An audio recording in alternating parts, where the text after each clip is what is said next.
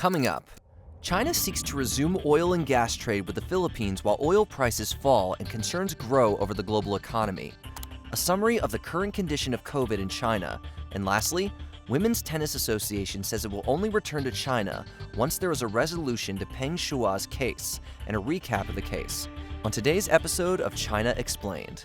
Oil prices have fallen sharply as of the 4th of December due to a weakening of the global economy and the rising COVID cases in China. PVM oil analyst Stephen Brennock said, "Worries about the state of the global economy are front and center of traders' minds and will remain so for the foreseeable future." The Chinese government has also increased export quotas for refined oil products in the first batch of 2023, signaling expectations of poor domestic demands.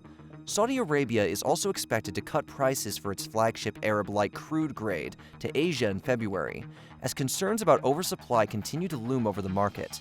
The head of the International Monetary Fund has warned that the global economy will have a tough year in 2023, as the United States, Europe, and China are all experiencing weakening activity. A Reuters survey found that oil outputs have risen despite an agreement between the OPEC Plus alliance to cut production targets to support the market. Amid all the kerfuffle about the global economy and an abundance of oil, China is looking to resume oil and gas talks with the Philippines. Dictator Xi has offered to open talks on a joint oil and gas exploration deal with the Philippines during a meeting he had with the Philippine President, Ferdinand Marcos Jr., on the 4th of December in his first visit to China since he succeeded Rodrigo Duterte as president in June. This trip is seen as crucial to China's efforts to stop a key member of the Association of Southeast Asian Nations from getting closer to the United States, amid the heightened rivalry between Washington and Beijing. Although both nations have been at odds over China's claim over the South China Sea, with the deal the Philippines expects to open a direct line of communication on maritime issues. But when will countries understand that there is no point in holding talks and having agreements with China, as one day will come when China will blatantly disregard all the agreements and talks and invade their territory? This is not just speculation, and examples of this can be seen everywhere. For example, with Sri Lanka's Hambantota port, or China entering India's side of the line of actual control, which was an agreed-upon border between India and China, as the border there is not well defined. But Marcos, the Filipino president, naively hopes that the partnership will help strengthen and stabilize both countries' economies, and also considers it of primary importance to strengthen the relationship between China and the Philippines. His words, not mine. Although, in a refreshing twist, the Philippine government said last week that both sides would sign a communication agreement to avoid miscalculation and miscommunication in the West Philippine Sea, referring to the part of the South China Sea that it claims. Marcos insisted he will not let China trample on the Philippines' maritime rights in the area, in contrast to his predecessor Rodrigo Duterte, who was reluctant to criticize the superpower. But again, I would say that no number of agreements and talks will result in a favorable outcome for the Philippines, as China will inevitably break all their promises and will violate the sovereignty of the Philippines to realize their ambition of controlling the South China Sea, which is rich in oil, gas, and fish, and where about $3 trillion in shipborne trade passes annually, had been, and will remain a source of tension between it and some Southeast Asian countries. The Philippines has also previously raised concerns over reported Chinese construction activities and the swarming of Beijing's vessels, and also the rocket incident in which the Chinese Navy forcefully took away from their Filipino counterparts in disputed waters of the South China Sea. This makes me think that in reality every country realizes the risk of doing business with China, but is blinded by greed and is stuck in an abusive relationship with China. Like every abusive relationship, the sooner you stop giving them chances and the sooner you get out, the better it is for all the parties involved.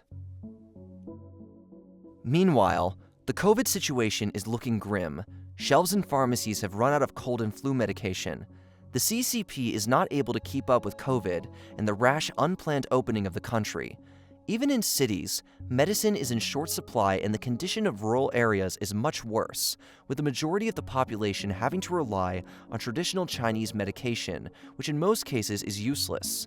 Amid this rising crisis, the Chinese cabinet has said that it will be stepping up medicine distribution and meet the demand from medical institutions, nursing homes, and rural areas, state media reported. They also promised an ample supply of commodities on the market, with stable prices during the upcoming Lunar New Year, which I highly doubt they'll be able to do, as the condition of the Chinese economy is nothing to write home about, which is made worse by the CCP's mismanagement of the COVID crisis. The CCP still refuses to disclose the true number of infected people and the number of deaths due to COVID. They have also refused to release any data about the virus and whether it has mutated or not. A high-level meeting took place on the 30th of December between WHO and China about the current surge in COVID-19 cases to seek further information on the situation and to offer WHO's expertise and further support.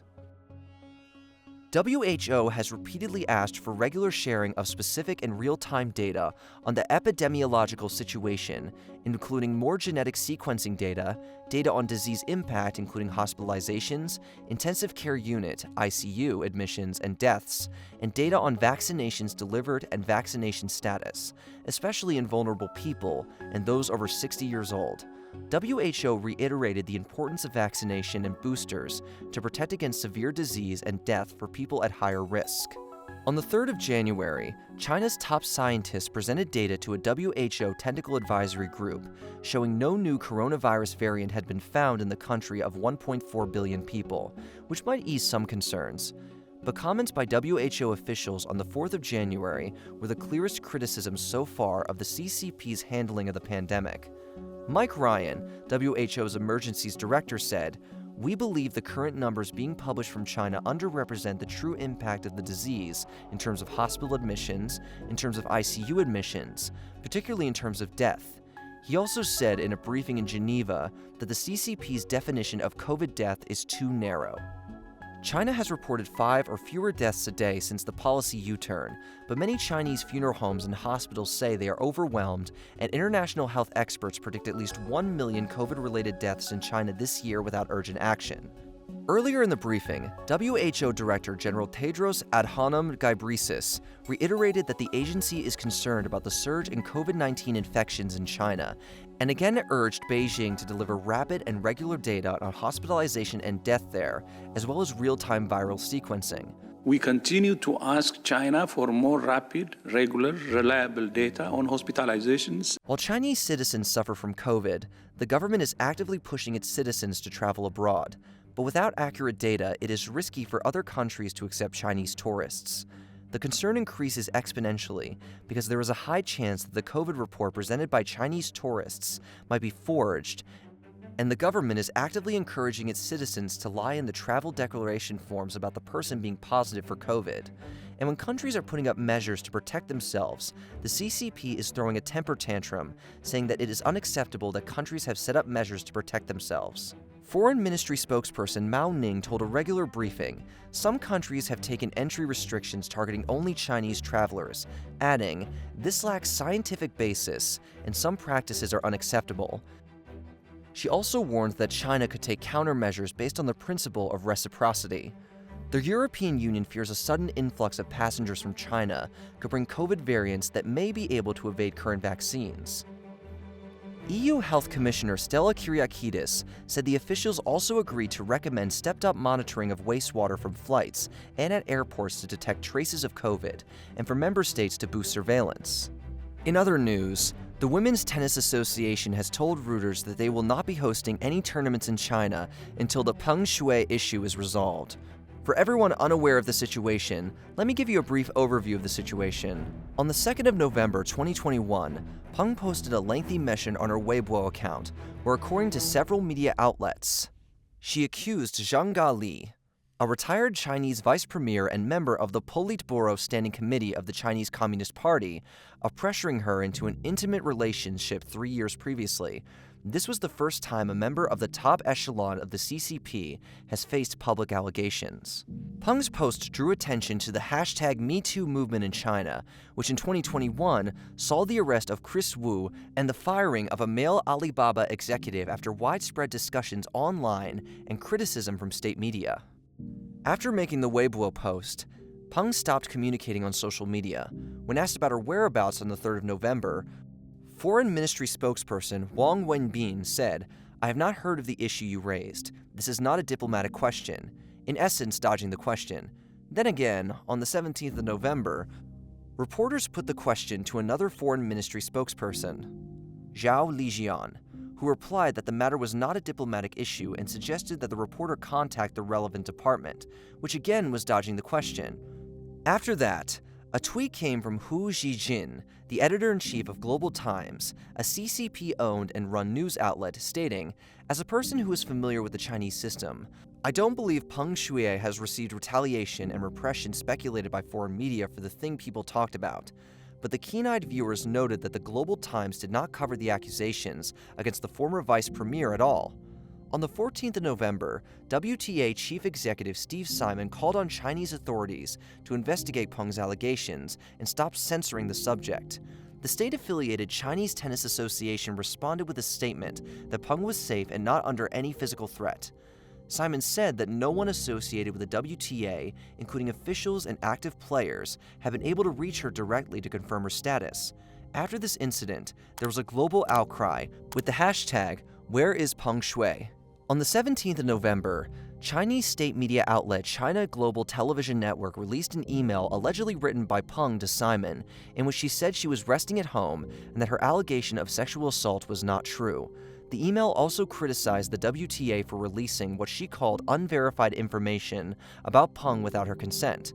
Many noted that a typing cursor appears to be visible on the screenshot of the email and doubted the authenticity of the email. Responding concerning the email, Simon stated that it only raised his concerns as to her safety and whereabouts. He reiterated that Peng's sexual assault allegation must be investigated with full transparency and without censorship. He also threatened to withdraw from WTA tournaments in China until the sexual assault allegations made by Peng are properly addressed. The International Tennis Federation later said in a statement that it was committed to player safety and supports an investigation into the whereabouts of Peng. Meanwhile, the International Olympic Committee said in a statement that they had seen the latest reports and are encouraged by assurances that she is safe. But if you are aware of IOC and its actions, then you'll know that it heavily favors China. Examples of it could be found with it forcing Taiwan to represent itself as Chinese Taipei. On the 21st of November, the IOC said Peng had spoken to Thomas Bach, Emma Turho, and Ling Liwei in a video call and said she is safe and well, living at her home in Beijing, but would like to have her privacy respected at this time. But conveniently, the IOC did not publish the video. And after a lot of back and forth between the Chinese government through its state-run media and the WTA, it led the WTA to suspend tournaments in China, a decision expected to cost the women's tour hundreds of millions of dollars in broadcasting and sponsorship. This brings us to the present day. The WTA released a provisional calendar which was scheduled up to September, but there was no clarity on whether events will be held in China or not. The WTA said in a statement, "There has not been any change in the WTA position on a return to China, and we have only confirmed our 2023 calendar through US Open," and added a return to the region will require a resolution to the Peng situation in which she took a bold step in publicly coming forth with the accusation that she was sexually assaulted by a senior Chinese government leader. As we would do with any of our players globally, we have called for a formal investigation into the allegations by the appropriate authorities and an opportunity for the WTA to meet with Peng privately to discuss her situation. I would like to take some time and give credit to the WTA for sticking to their morals and not capitulating to China and its demands. We need more organizations like the WTA that will stand up to corrupt dictatorship of China and hold it responsible for its actions. It remains to be seen how far China will take its wolf warrior tactics, be it the case of COVID management, how they deal with other governments, how they deal with the situation in the South China Sea, or the issue with Peng Shuai and the very valid concerns about her safety.